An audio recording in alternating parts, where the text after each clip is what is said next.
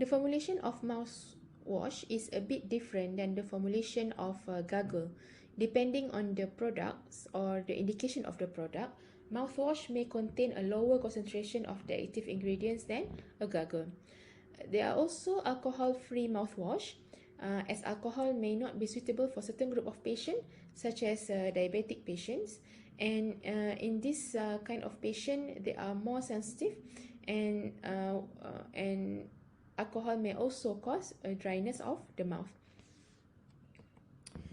The packaging and labeling of mouthwash are as follows. We have to use fluted bottles and clearly indicate for external use only. And the label should be red in color. And please make sure the instruction clearly explain the method of use. There are a wide array of Listerine products in the market, okay, for cosmetic mouthwash. And for medical use mouthwash, we have some examples such as chlorhexidine mouthwash, okay, as antiseptic mouthwash. Gingival solution is actually a product to be applied to local ailments in the oral cavity, such as the gums, by using brush, spatula, or cotton swab. As an example, the product that I have included in this presentation, this gingival solution is used for babies to ease their gum pain during teething. So this product is a bit viscous, okay, as it also contains glycerin, and the viscosity is important here because it will help to make sure that the product stay where we apply it. Okay, this is important because we don't want the baby to swallow the product too much. Okay, we want it to stay where we put the product. And it may also contain some local anesthetic to help with the pain. Oromucosal suspension and solution. This is an example of product that can be used for both local and systemic effect. So as an example, this Camellia product is an oromucosal solution that is used in the teething for babies. So this product, we take one of this, okay, and then we give to the baby. This will help in to reduce the pain of teething for the babies.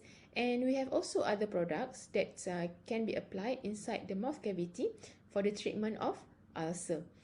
Another example here is midazolam oral solution here that can be used in seizure attack. So during a seizure attack, the caregiver can take one pre-filled syringe like this, okay, and directly administer to the cheek area, okay, to the buccal area.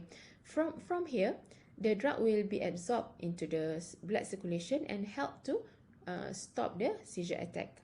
Okay, so this means that the product is being absorbed through the oral cavity, and if the patient swallowed the product, the effectiveness is not as good as or not as fast as being directly absorbed from the buccal area.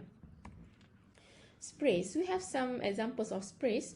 As an example, this one, the Difflam sore throat spray. This is used specifically for the treatment of sore throat. Okay, so the product is directly sprayed to the throat, okay, to treat sore throat or tonsillitis as an example. It can also be used to treat other type of soreness such as mouth ulcer, depending on the active ingredient. So for such product, the formulation will also include some coloring agent, flavoring agent, sugar, and volatile ingredients such as eucalyptus oil and peppermint oil. So these volatile ingredients will help with reducing the pain that experienced by the patient. And sprays usually does not contain alcohol. Mouth pain. Mouth pain is an example of product that can be applied in the oral cavity for the treatment of infection. So as an example, fungal infection in the mouth or oral thrush can be treated with this product, Candid, okay, that contain clotrimazole. The infection of mouth by fungus is actually a thing that can happen in patients with low immune system, low self-defense.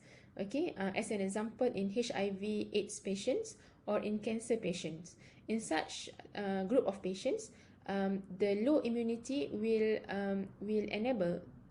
allow the infection by fungus in their mouth cavity, and this will cause painful experience for them during eating and even during normal time.